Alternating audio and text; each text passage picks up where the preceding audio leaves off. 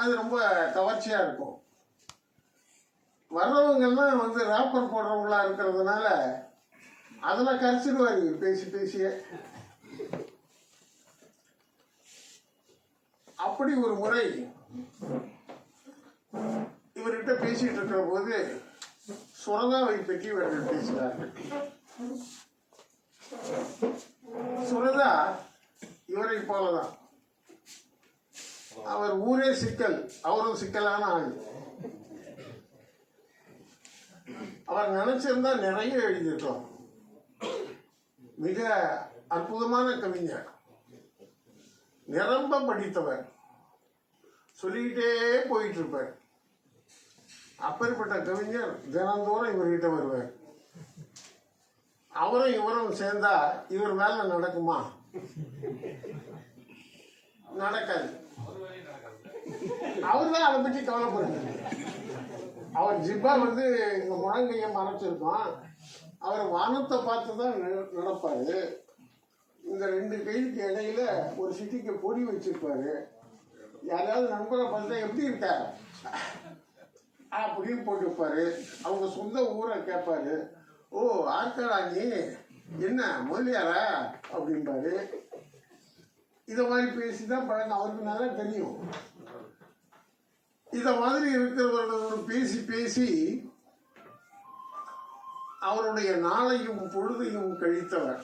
ஆனா சங்க இலக்கியங்களிலே தேர்ச்சி உடையவர். அவருடைய அதர் சைடு நாம பேசிக்கிட்டே வருகிற போது திடீர்னு ஓமைகளை சொல்வார். இவருடைய பெயர் அமுத பாரதி அல்ல, அமுதனும் அல்ல, தாய்மானவன்.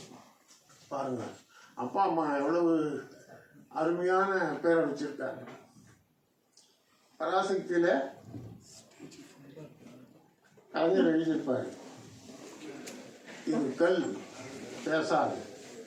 நான் இப்போ படம் பார்த்தீங்கன்னா அது இனாடிபிள் ஆகிடுது. அந்த பேசாது கல்லுங்கிறத தாய்மானவர் சொல்வார். அவர் ஒரிஜினல் தாய்மானவர்.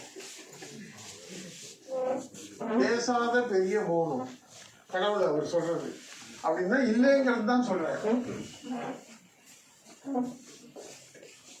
அமைச்சரும் வந்துட்டாரு.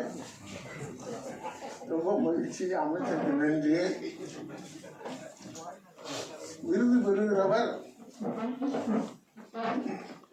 வணக்கம். விருது பெறுகிற தாய்மானவர் என்கிற அமுத பாரதி ஒரு படைப்பு இலக்கியவாதி. சுரதாவை பற்றி 100 நிகழ்வுகளை 100 நிகழ்வுகள் தானே அது. 100 சுரதா என்ற அந்த புத்தகத்தை அதில் கூட ஒன்று நான் சொல்லியிருக்கிறேன். மயிலாப்பூரில் சுரதா வாழ்ந்த காலத்தில் நான் அவரோடு வைத்திருந்த தொடர்பை பற்றியும் அவர் தனக்கு வந்த சிபாரிசுகளையும் பாடல்களையும் புறக்கணித்ததையும் அதை பற்றி நான் சொல்லியிருக்கேன் அந்த புத்தகத்தில். ஆனால் அதுக்கு பிறகு அவர் ஹைக்கூ கவிதைகளே எழுத கற்றுக்கொண்டார். அது நம்ம கல்வித்துறையை போலதான். அதை ரொம்ப சிறப்பாக சொன்னார். அமைச்சர் அவர்களும் வந்துட்டாங்க. இறுதியாக அவருடைய இந்த ஹைக்கூவை பற்றி மட்டும் சொல்லி அவருக்கு நாம் இந்த சிறப்பை